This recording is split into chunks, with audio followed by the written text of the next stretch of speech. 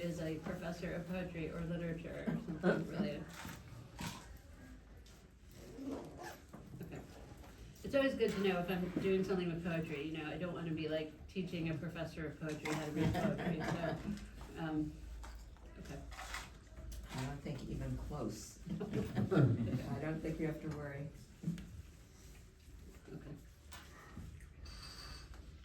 Okay. Well, while you chew, and please don't rush, like eat your lunch, I can just tell you a little bit about kind of where this comes from, or what, like some context for this.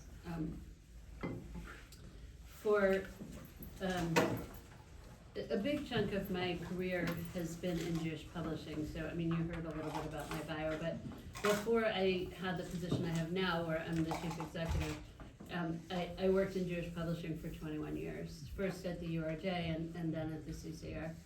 So what that means is that I have worked on many prayer books and many sort of collections of different Jewish texts and so on. And one of the things that I love in that work is connecting poetry, mostly contemporary, although not only contemporary, with our Jewish texts.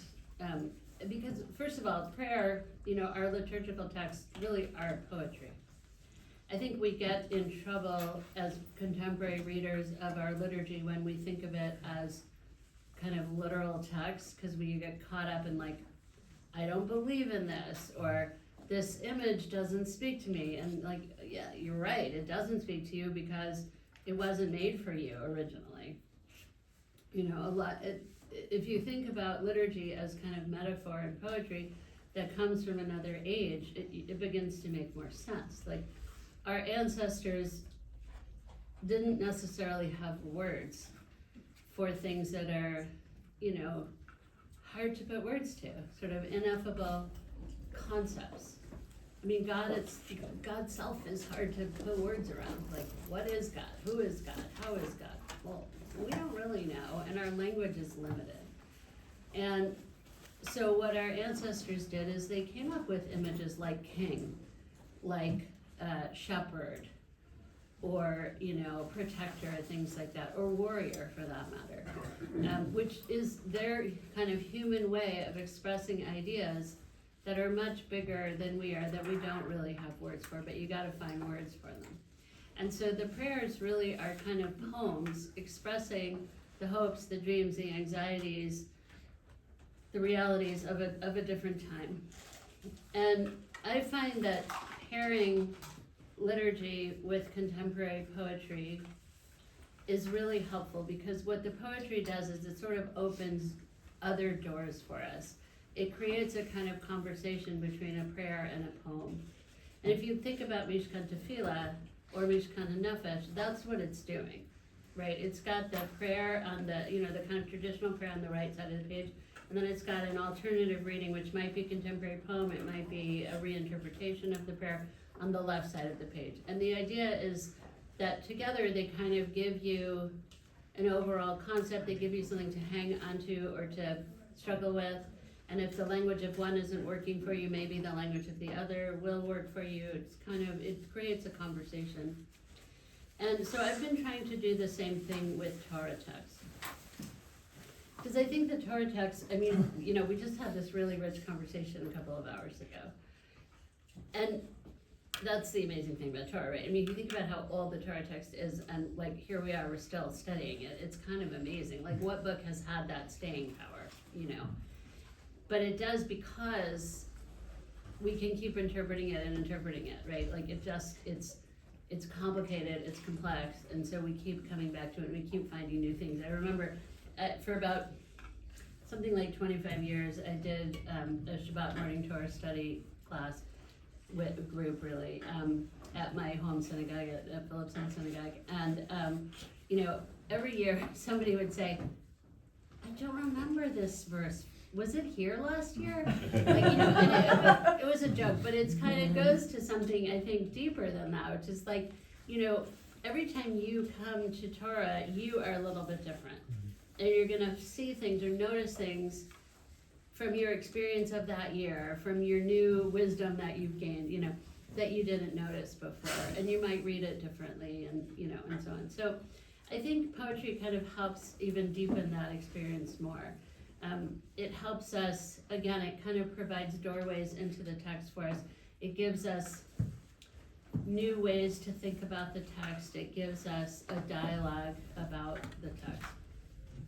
So one of the projects that I'm doing in kind of my spare time, just it's really like a project of, you know, my heart, is I'm creating an anthology of poetry to go with the new Torah commentary. It's gonna be a standalone book, and I don't have funding for it. I don't know when I'm gonna actually publish it, but it's fine because it's keeping me busy in my spare time. Yeah, I was wondering about that spare time thing. Yeah, well, you know, it's just like I like to read poetry, so it's sort of a fun, you know, I just read a lot of poetry and then I think about like, oh, you know, some poems I find like have an immediate connection because they're actually about the Torah text, right? Like sometimes, you know, poets, especially Jewish poets, but not only Jewish poets, will write poems that actually are about the characters in the Torah or events in the Torah.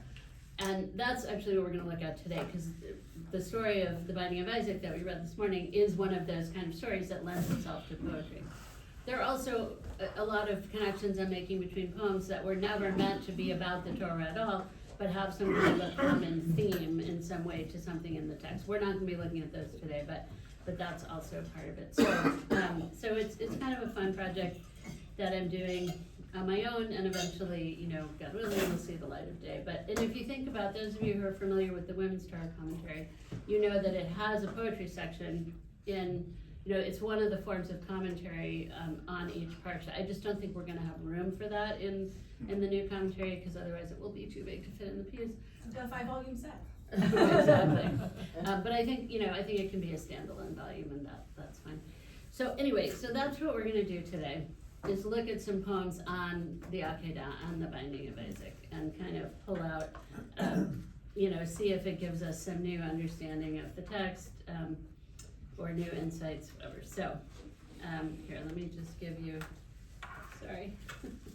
Okay, and I'll pass these down. If I don't have enough, let me know, there are more here.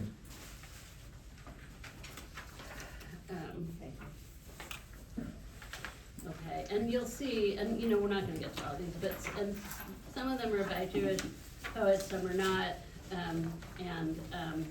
you know, we'll see where we go with these. Okay, so just someone want to read the first one by Chaim Gori. He is an Israeli, contemporary Israeli poet. Anyone feel like taking a stab at reading it out loud? Go ahead. A brave man. The brave ram, no. The ram came last of all, and Abraham did not know that it came to answer the boy's question, first of his strength when his day was on the wane. The old man raised his head, seeing that it was no dream, and that the angel stood there, the knife slipped from his hand. The boy, released from his bonds, saw his father's back. Isaac, as the story goes, was not sacrificed. He lived for many years, saw what pleasure had to offer until his eyesight dimmed. But he bequeathed that hour to his offspring. They are born with a knife in their hearts. Thank you. Thoughts, reactions? How does it shed some light on the story we read earlier today? Does it tell you anything new about the story? Both of you blowing your noses in unison. Very well done. Yes. So only recently have they talked about generational trauma, so that from the Holocaust, Right. your next two Yep. generations Yep. would still have it in their heart. Yeah, I mean, that idea of they're born with a knife in their heart, like, oh my God, right? I mean, that is exactly that idea of intergenerational trauma. Yeah, absolutely. And we did talk about that this morning, right? Like, was it you who brought that up? I don't remember. Maybe, but somebody did. Yeah. Right, Take credit. yeah, thank you. What else? Well, what does it tell us? Yeah, go ahead. Well, Abraham did not know that it came to answer the boy's question. So what is his question? first of his strength, when his day was on the wane. So I think it's trying to take you a little into the mind of Isaac. Yeah. Well, it's interesting. So, I mean, we talked earlier about how old Isaac might have been, right? So here, he's saying Isaac's a boy. Interesting, because I don't have the Hebrew original at home. I don't know if it's Yeled or Nar. Right? We talked about that earlier today. But definitely a young person in some way, right? So that's one of the ways that we're being introduced to the version of Isaac here. But this question of Abraham did not know that it came to answer the boy's question. What's the question? What do you think the question might have been? What's gonna happen to Yeah. What's gonna happen? Are you really gonna go through with this, right? And that's like, the ram came last of all. The ram is the answer, right? Like, you're not gonna be sacrificed. The ram's gonna be sacrificed. But, but saying like, Abraham did not know. Like, so Abraham went in, in this version, Abraham went into it blindly, not knowing whether he was gonna actually be expected to go through with it or not, right? We talked about that question earlier this morning. Did Abraham know that he wasn't gonna have to go through with it? Did he, how is his blind faith leading him in this story? Did he really think he was gonna be asked to sacrifice this beloved child?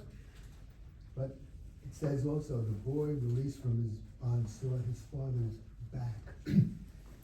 So And that to me interesting. speaks to me that the relationship has been severed. He can't see his face. Well, And the end, of course, is one of the most powerful things.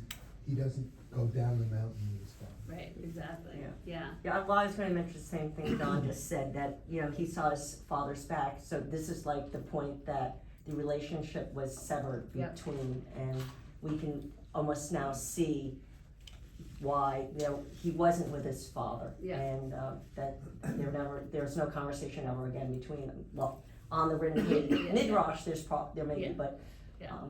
Right, yeah, absolutely. And there's also, I think, something kind of, it addresses the kind of passivity of Isaac too, because the boy released from his bonds, right? Like, he didn't do the action. The passive He was, voice. he was released from the bonds. I think there's an interesting question here too about God's role. I mean, God is not really a character in this story, in this poem, right? I'll get to you in 1 second. But this idea that like the knife slipped from his hand, like what is that? What is going on there? What's God's role there? Why is this knife slip? Did the knife slip on purpose, by accident? What's happening? Yeah, your question. To me, the question that comes up is why? Yeah, Why are you doing this? What's wrong with me that you want to get rid of me? yeah, great, It's, right, it's such a devastating thought to come Yes. about. absolutely, yeah, And it's almost like, I don't know, maybe the poem is from the perspective of Isaac, although it's not in the first person. Like, the knife slips from his hand because Abraham's being told from God, but Isaac doesn't hear what God's saying. Right. So it just seems like his father is doing all this. yeah, that's nice.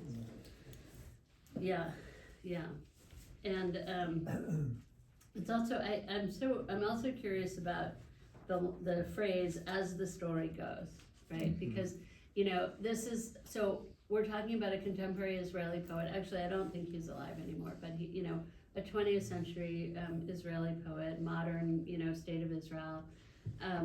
And he's kind of, this is like, in a sense, the Torah, the whole Bible really is like his playground, right? Like, he can sort of, it's his playground, but it's also his inheritance, right? So he can sort of, choose these stories. He knows these stories. They are part of the fabric of his everyday life. And they're the stories that make up his identity in so many ways. I mean, that's true for all of us as Jews, but I think, all the more so in Israel, where they actually study Bible in high school as one of their required courses, a little different than us just learning it in religious school. And, I think they're as the story goes, oh yeah, that story that's so central to kind of our personal family history, right? Like, he's really,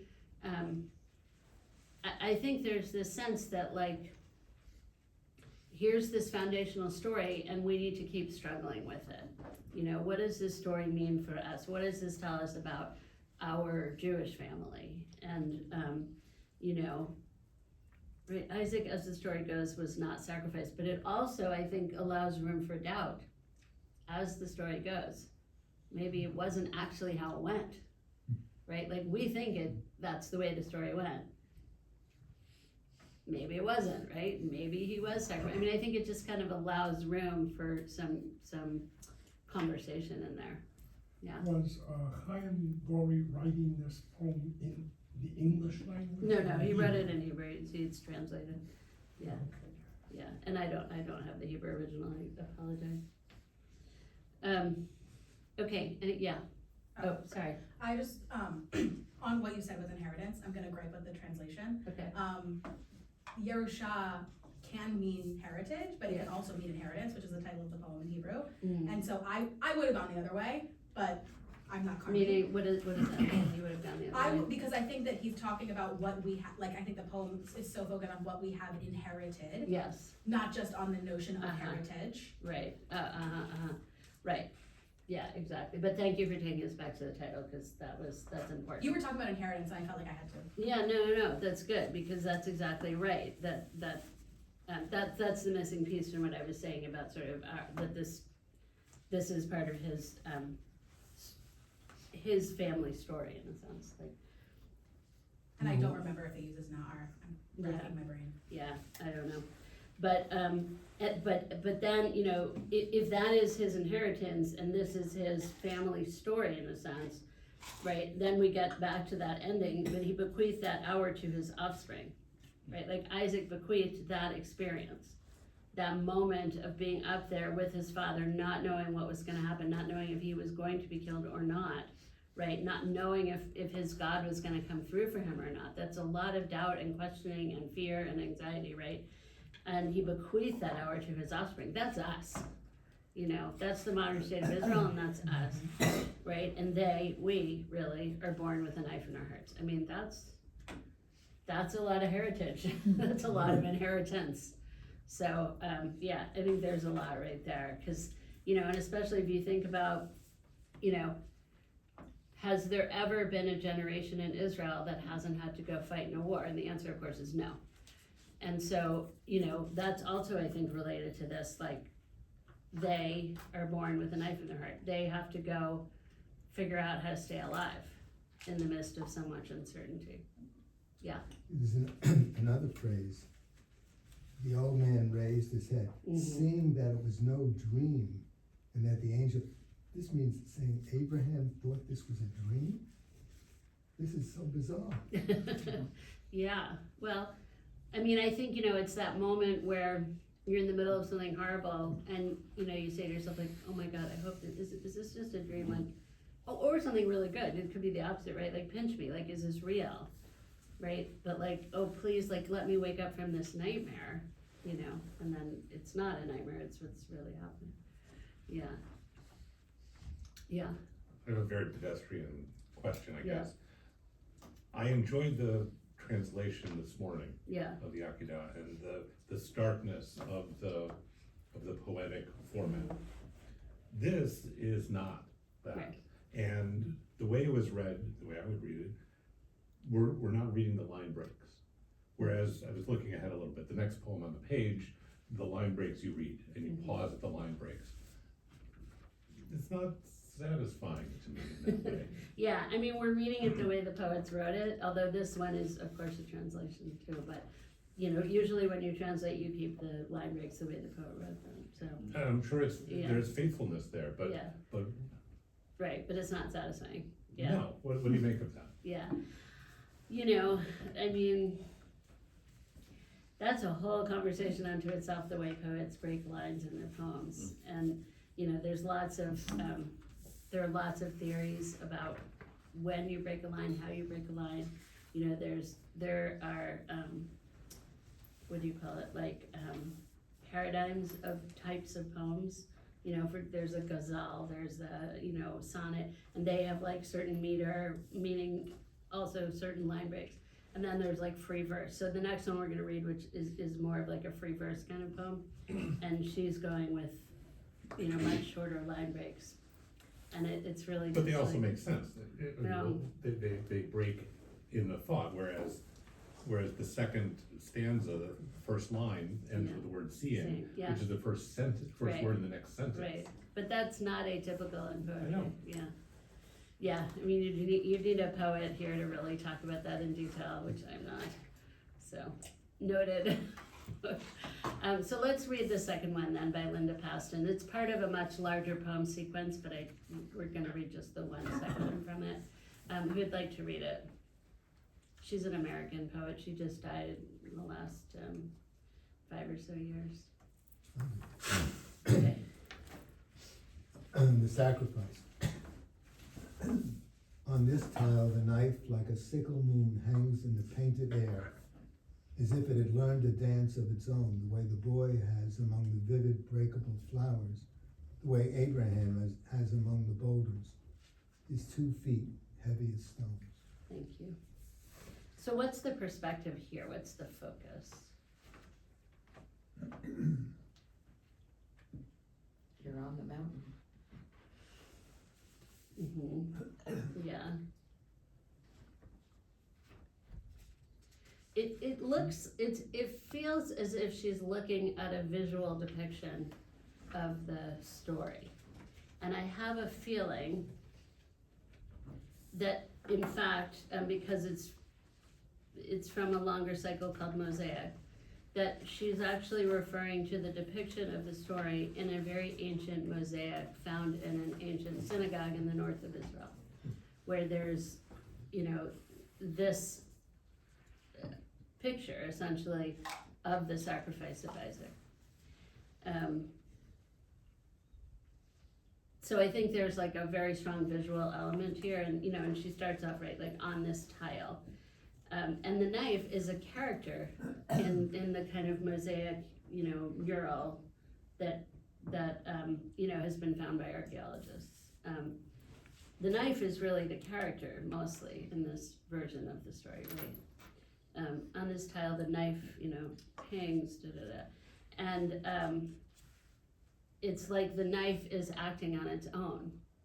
The knife has agency, and the knife is making decisions about what it's gonna do. There's an aspect of that, though, that seems to remove agency from Abraham. Yes, right. I mean, it's interesting because, so again, Isaac is a boy here. I think it's a much easier way to read the story in general, right? That if we understand that he was a child of some sort, at some age. It's like they're each, it's almost like nobody has agency in a sense. I mean, except for maybe the knife, right? Like the knife is doing its thing, and the boy is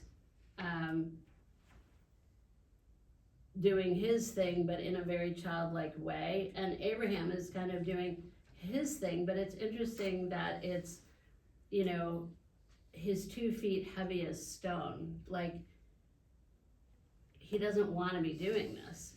That there's some force that's moving him along in the story that's not about his doing or his desire to be there, to be part of this. So the knife is really the active one here, and Isaac and Abraham are both fairly passive. I mean, you can argue with that, I but was gonna say, the picture here, you don't know, it's almost as if this picture is snapped the minute before the ram shows up. right, Because, the knife hangs there, yes, and that Isaac is passive.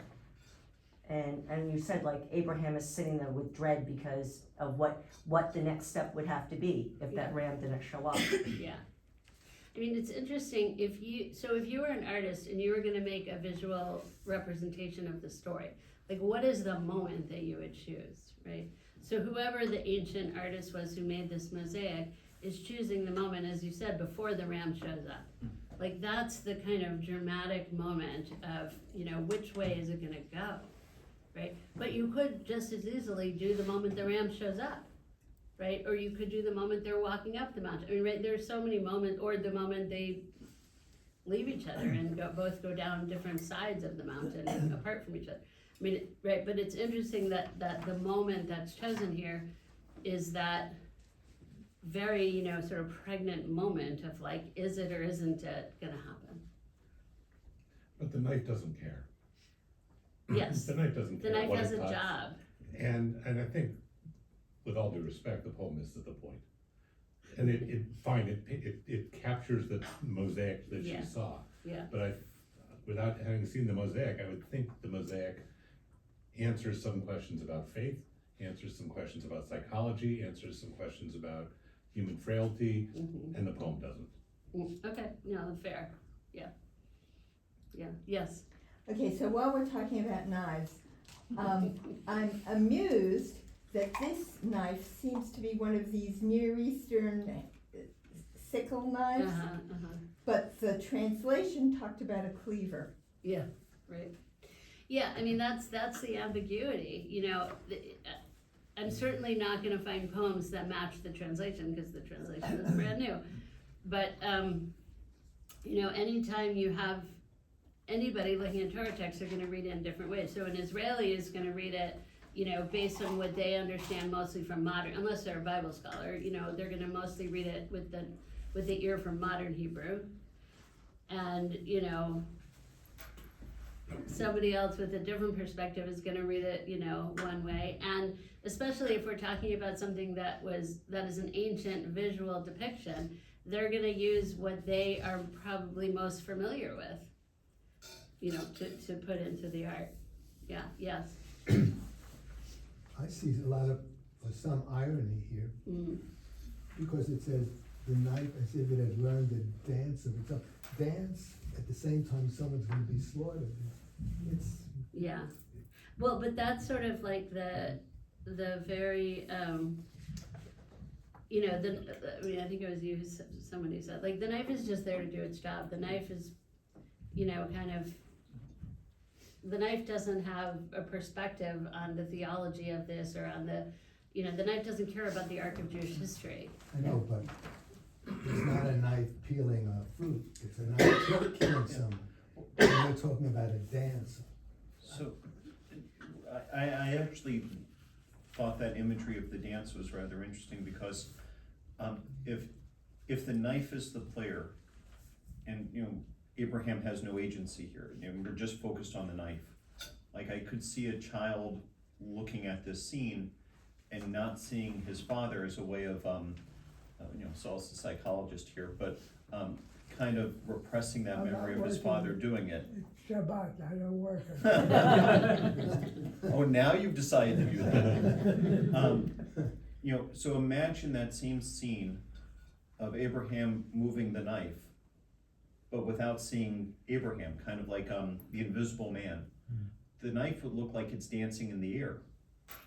It's just moving and it's twirling. It's, you know, because you don't think about what your hand motions are doing, but it would look like some sort of dance with a horrific end.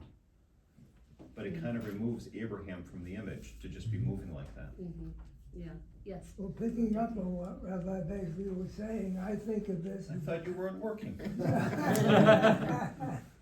I think of this as a conflict that Abraham is going through. Should I not? Because I want to get rid of this kid, because I really want Ishmael, and get this kid out of the way. But he's conflicted about it. So the knife is one way of saying it's not me, you know, it's automatic, it's gonna happen. I don't have much power. On the one hand, on the other hand, he is looking at the fact that he could or could not do this. And so the poem and some of the other material picks up on that also. And of course, the 2 feet are heavy as stones, means he can't get himself to do it. Right. But this is the wrestling that he's going through. Yes. In terms of Yes. his. Yeah, absolutely, right. I'm a huge enthusiast of this mosaic, if we're talking about the one at Beit Alpha. And on that I'll talk about it for hours if anyone's interested. See if I can find it. But on the mosaic, the knife is, I believe, up pretty high in the panel, right near the actual depiction of God in the mosaic, which is just a hand up in the air, that is labeled Elohim, so we know that it's God. And I wonder then if the knife is acting as sort of an agent of God in a way, and I'm just thinking about sort of like our metaphor in English of being on the knife's edge of something, right? That's really being in between two things. And I think it's probably not for nothing that in the Hebrew, there's lots of words you could use for knives in Hebrew. In the Akedat's Ma'achelet, which shares a root with eating, and so there's this sense of being, and obviously like knives are an instrument of food preparation, right? That's not like a crazy concept, but like there is this like fear of being consumed that I think is maybe embodied in that object, where like God has us on the knife's edge in the mosaic. Thank you. Yeah, I'm gonna see if I can find it. I'm not sure I'll be able to, but I'm not sure I'll be able to quickly. But anyway, I'll see if I can find it. I think I found it. Yep. Really like that. My magnet of it isn't here. Okay. Here, I'll just pass this around. While I'm passing it around, with the magic of Google, let's actually skip to the third page to the poem called Family Tree.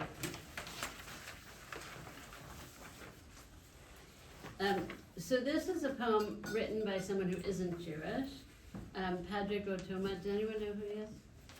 So he's a poet, and he's a religious figure of some sort. I mean, he has religious seminary training. Contemporary, alive today. He has a fabulous podcast called, oh my God, I can't remember what it's called, but it's about poetry, where he reads a poem on each episode. He reads a poem and talks about it. He's brilliant. He's Irish. And I think he also has an anthology of poems that comes out of his podcast. You know, not his, he reads other people's poems, but he also writes poems. He's just an amazing guy. But because he has this seminary training, you know, he's very familiar with Old Testament, of course, New Testament too, but we're not concerned with that here today. But it's interesting to see a sort of, you know, Christians own the text too, right? Like we tend to think it's ours and only ours, but you know, of course it's not. So let's see how he reads this text. Someone want to, this is a long one. Does someone want to read it? Okay, go for it. They say Satan teased Sarah while her husband tied their son up on a mountain. It's an old story. A man tests the limits of religion while the devil's on a mission to a woman. The devil said, "He's dead." Oh wait, he's not. Sarah heard a gunshot and did the only thing she could. She reached beyond herself and died. Meanwhile, Isaac sees a frenzy on the face of a patriarch and an angel screaming out a name, and everything's going dark. Afterwards, they never spoke again. One went his way and the other went another. Isaac's mother dead, he followed Hagar to the desert. Hagar married Abraham, but Isaac stayed away, didn't even send a text. He pulled the blinds down, tried to rest. Then his father died, so God blessed Isaac. Isaac never quite recovered from the loss. Then Rebecca came along and saw it all. She'd studied Freud, so she knew her boys would tell stories that their father couldn't bear. She tore her hair out, then devised a plan, but even she was foiled. Her boys grew up. Her boys forgot the fights of childhood, spat out bitter herbs, and limped towards each other when the angels settled down at last. There may not be a God or a Sarah. There may not be a garden or a man who ordered soup up to his room. There may not be a mountain. But there's always been a woman with the truth. But there's always been a brother full of shame. There's always been a story, and there's always been a devil in the details. Thank you. That's amazing. Yeah, right? Oh, I'm so glad you like it. Yeah, I mean, it's not necessarily a Jewish interpretation, but I think it's a fascinating interpretation. And he really kind of takes like the entire, I mean, it's called family tree, like, he takes the entire, story of the patriarchs and matriarchs, right? And, one of the things that's so fascinating is the way people use the sacred text of Torah and of, our family history, so to speak, and they hang their own experiences on it. And again, like, that is why I think we keep reading Torah, why it's been around and sort of stuck around for all these years, because it keeps having those kind of new relevant meanings for us. I mean, we're probably not gonna have time, but just, obviously you can take these with you, and you'll see that, like, on the prior page, there's one called Akedah by Maya Bernstein, which is actually about her experience with she's a poet who writes a lot about having had breast cancer. And so this poem is basically about sort of bringing her breasts as sacrifices, I don't think we'll have time to read it, but you get the point. Like, people find those connections between the Torah text and their own experiences. So, he's kind of in this poem, Family Tree, he's brought it in many ways into the present, right? Like, we see those little, Isaac didn't text and Rebecca read Freud, but it still holds, it still works as a way to understand the ancients. And so, all right, I'll stop talking. Thoughts? I think Hagar is fantastic. I think to really get the perspective of the Akedah, you look at the chapter before, and it's a story, I think, of Hagar. And Hagar cries out to God to save her child, and I think it's contrast to what Abraham doesn't cry out to God, he just goes about the business. Yeah. So I think Hagar is very important, both in the Torah and in this poem. Yeah, so there's an interesting, I mean, there's so much going on here, and actually he seems like somebody who knows something about Jewish midrash, because there's a lot of midrashic points kind of embedded in here. So in the very first paragraph, right, Sarah heard a gunshot, well, okay, but you got the point, right? Like that's sort of a contemporary version in some ways. You think about so many bereaved mothers, parents really, but where you just hear the gunshot, you run into the living room, and I mean, God forbid, but and there's been a drive-by shooting, and there's your I mean, whatever, we hear those stories, and he's kind of taking like a contemporary tragedy and kind of pasting it onto the Torah text. But she did the only thing she could do. She reached beyond herself and died. That's a reference to Chaye Sarah, right? Which is the next parsha. So basically, the text itself, the straight, plain version of the text, doesn't ever tell us that Abraham consulted with Sarah before he takes Isaac up the mountain, right?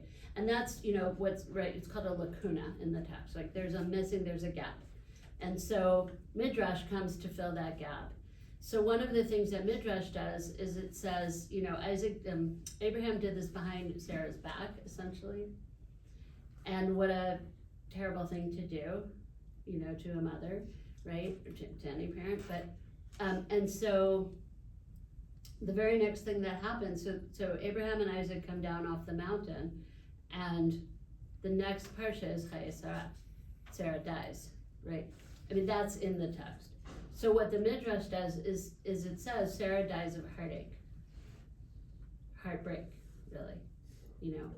She's so devastated that Abraham had been willing to do this that she dies. And so he's making a reference here to that. And then the issue with Hagar, because it's related, is the Torah in a very sort of, it's almost like overly matter of fact. The Torah tells us that Abraham goes on and has a new wife, and his new wife is called Keturah.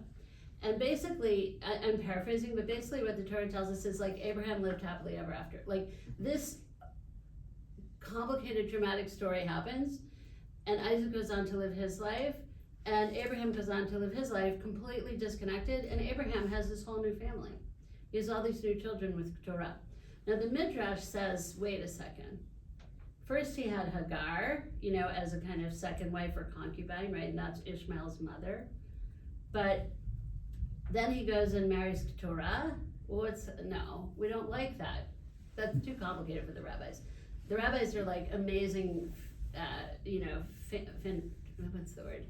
Fantabulists. So they say, no, it's the same person. The rabbis do this all the time, right? Because they don't like sort of a surfeit of complexity. So Or too many women characters. well, yeah, I don't know if it's that, because they do it with men too. Like if you think about They do it with men too. right, but Salal and you know Yeah. they have a whole bunch of like who didn't you know that's all this like Miriam had to have married because God forbid there's an unmarried woman, right? Right. So she married, you know, they create a whole thing for her family, but so they say, okay, Hagar is just another name for Keturah. And so he goes and he marries Keturah, really Hagar, and you know, he has this whole other family with her because that was who he already had a relationship with. So that's, I think, part of the reference here. It's kind of a midrashic solution. So, you know, so I think that's what he's going with but it's interesting that he said Isaac's mother dead, he follows Hagar to the desert. So if he's following Hagar and Abraham's going and marrying Hagar, are they not meeting up somehow? Are they not overlapping somewhere in all of this story? Like, that's very curious to me. Oh no, I think I'm misreading it. Hold on. Afterwards they never spoke again. One went his way and the other went another. Isaac's mother dead, he, Abraham, I think it's he, Abraham, followed Hagar to the desert, right? That makes way more sense. Hagar married Abraham, but Isaac stayed away, yeah, right. And didn't even send a text, which is just sort of a nice, but this line, like, Isaac never quite recovered from the loss. You know, I think, right, there's this idea of like ambiguous loss, you know, right? It's this idea of like loss that never really gets resolved, you know, where you don't have a resolution to your loss, or you don't have like a way to overcome your loss, and you just live in this place of deep loss, which, you know, in some ways describes the Isaac we know from the Torah text. You know, this man who is, as we said earlier today, like the passive, you know, non-generative kind of personality. You know, lives in this constant state of loss with a father who had so much agency and was so active, proactive in so many ways, and a wife who is one of the Torah's, you know, very proactive characters. Now there's a whole issue with Rebecca because as a woman, you know, does she actually have agency, right? And you could argue that Rebecca has, you know, and I love it says that she studied Freud, like Rebecca, so one of the things with women characters in the Torah is that they have, they don't have authority, right? Because authority is official. They don't have authority, but they have a certain amount of power, right? And so, but if you don't have authority, how do you use power? Through subterfuge, right? You have to kind of go like around or under or behind, right, in order to actually have agency. Now Rebecca, if you think of the story of Rebecca, she has agency. She makes things happen. Not even for her own good. She makes things happen for the good of the narrative, right? Because ultimately, this people, the Israeli people, have to keep procreating and moving forward. She makes that happen because Isaac's not going to make it happen. Especially, you know, if you think about later on to the Isaac who gets sort of tricked by his son, by Jacob. Isaac is blind. I mean, what a metaphor, right? Like, could you think of a better metaphor for this poor man, right? So, you know, but Rebecca figures out how to use the power she has without authority. So, you know, here's Isaac surrounded by all of these people, these strong characters, these strong actors on the stage of this family. His father, his wife, his son, they all get the story moving forward. Isaac really doesn't. And that's, you know, I think he's addressing all of that. This poem is so expansive. It just talks really about the whole arc of this family tree. I think in the Bible, doesn't talk about the death or the burial of Rebecca. She's kind of, you know, I don't think so. I think there's mention of it. Yeah, I mean, I think she gets buried in the cave of Machpelah, we'd have to look. She does, but I don't remember how. Okay, But I don't thank think you, it ever Sienna. says she died. But it's not a big, right, it's not, well, yeah, because you know what?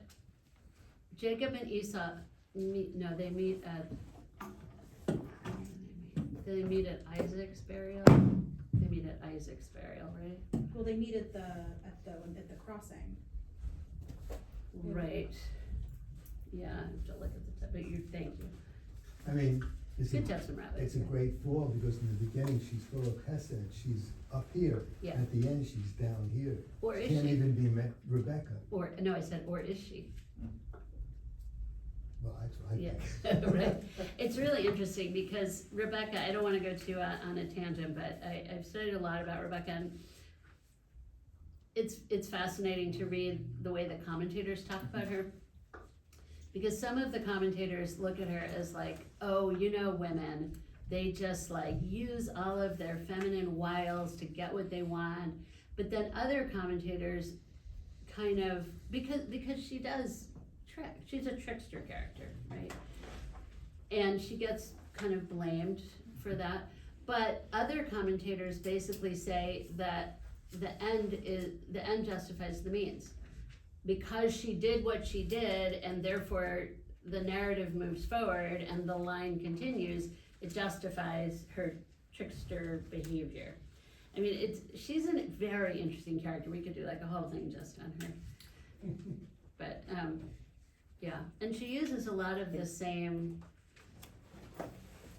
tools that Jacob then, who's also a trickster character, right? That he then goes on to use, later on. There's a lot of really interesting stuff there. Yeah, exactly. I mean, they both use clothing, they both use food, there's a lot of stuff. What about the paragraph, there may not be a God or a Sarah, there may not be a garden or a man who ordered soup up to his room, there may not be a mountain, but there's always been a woman with truth, etc. What do you make of those last two stanzas? Fine. She doesn't get a death scene, but Isaac does. Yeah. Then it goes directly into the Joseph cycle. Mm. The closest thing she gets is when Jacob dies and they go back to bury him in Mamre.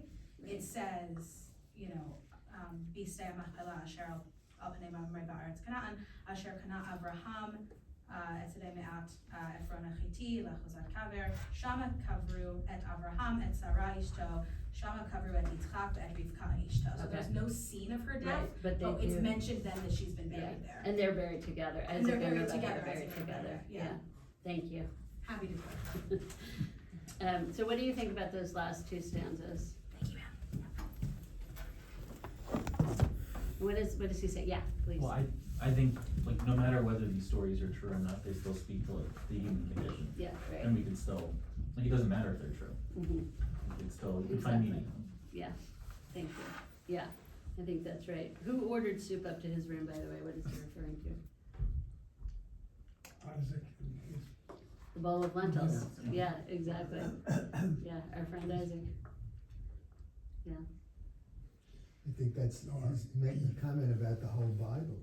I mean, Yeah. whether it's literally true isn't important. There can be truths when there's no literal truth. Exactly. Yeah, something can be true without having been real, right? Or something can be real without having been true. I'm not sure which is the way that goes. But It's our conversation of, we are a people of memory, but not necessarily history, but how do we remember and how does our memories impact? And I think that goes back to a comment we had earlier about it, generational trauma. And the memories of our ancestors, our own memories as well. Right, and think about like the Passover story. One of our most central kind of origin stories as a people is that we were slaves from Egypt and we were freed by God and we went through the sea, right, and we made it to the promised land. Is any of that historically true? Well, we're not sure. And there's some good evidence that it may not be, and there's maybe a little bit of evidence that some of it was true, but maybe.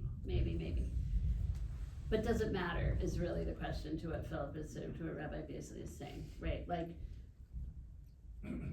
if we have this story, and it has had historically the power to keep us together as a people, to kind of organize us around certain principles of faith and community, then does it matter if it actually happened or not? It gains its power in its storyness, right? Like in having been told and retold and retold and retold, and giving us strength, giving us hope.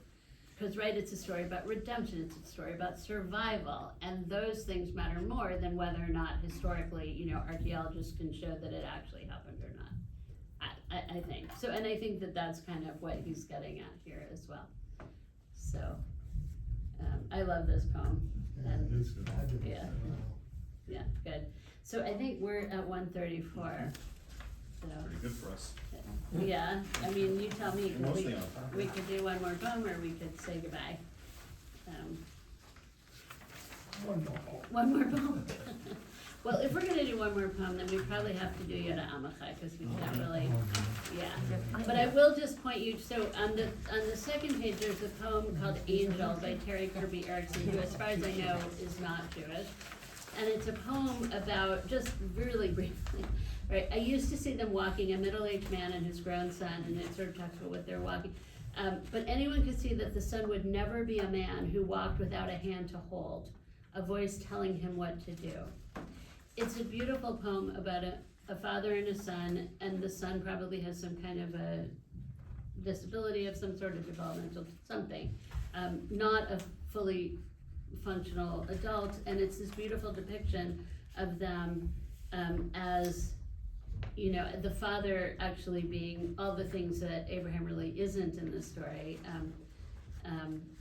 you know, really taking care of the son, loving the son, but this idea of like them walking together really reminded me of the walking to, you know, up the mountain, and so I just put it in here, but anyway, okay, let's go to the Yoda Amachai poem on the next page. Would someone like to read it? Someone who hasn't read, yes, sir. Untitled. Abraham had 3 sons, not just 2. Abraham had 3 sons, Ishmael, let God listen, Yitzhak, let him laugh, and Yivka, let him cry. No one has heard of Yivka, for he was the youngest, the beloved one offered as an offering on Mount Moriah. Ishmael was saved by his mother Hagar. Yitzhak was saved by an angel, but Yivka was not saved by anyone. When he was little, his father loving called him Yivka, Yivka, Yivka, my little darling, but he sacrificed him at the Akedah.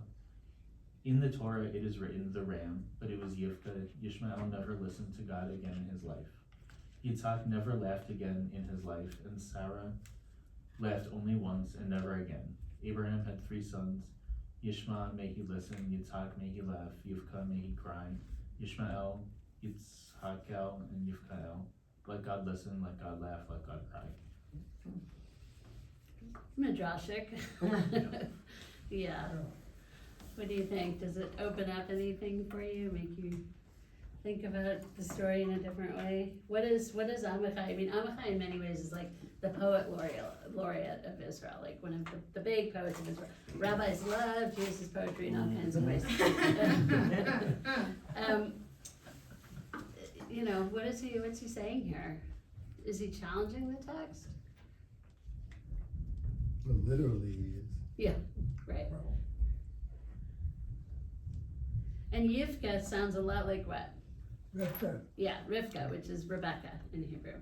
So is there some kind of play there? Like, because Rivka, of course, becomes his daughter-in-law, not his 3rd son, and lives, you know, she's a character in the story. What's he doing here? Why? Why would he put a 3rd son in there? And why would he say that's who is killed, not the ram? Like, I mean, it's a big challenge to the theology of the story, right? Why? Why would he be doing that? It's very subversive, I think. It is subversive, yeah. it gives Abraham some more humanity, I think, because the stark difficulty with trying to kill Isaac and then not killing him, as I said, he's wrestling with this, but the emotion wasn't there. It was repressed. It wasn't dealt with, and this is a way of saying something really happened, something I have to deal with. It's part of my life. Which the Torah, with the narrative, did not recognize. You know, we've all said that. It just moved on. Sarah died, and that was the end of it. But the poem here is facing just what it was all about. Okay. And Yeah, thank you. It sounds like he's describing the Torah as a cover-up. It's a cover-up, they call it the ram, but it really, they don't want the true story to come out. Yeah, because I think Abraham looks a lot worse in this version of it, right? Yeah, like he actually did kill a kid. Yeah, Isn't there something about changing your name if you're near death? Yes. So God will not recognize you. Yes. So imaginary person can show up. Oh, that's nice. Yeah, I like that. Yeah. Any other thoughts? Just so bleak. It is pretty bleak.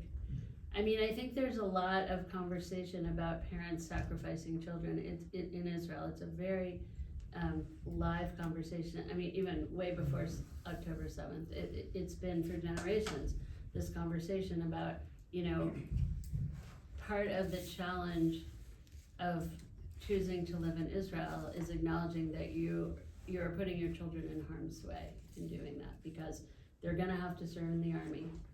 And while, you know, some do get to serve in peacetime, most people have seen war at one point or another, whether in their regular army service or whether they're called up for reserve duty. And so that is a conversation often among parents, and has been now for several generations in Israel about, you know, our ideology tells us that we should be here, but is this the right thing?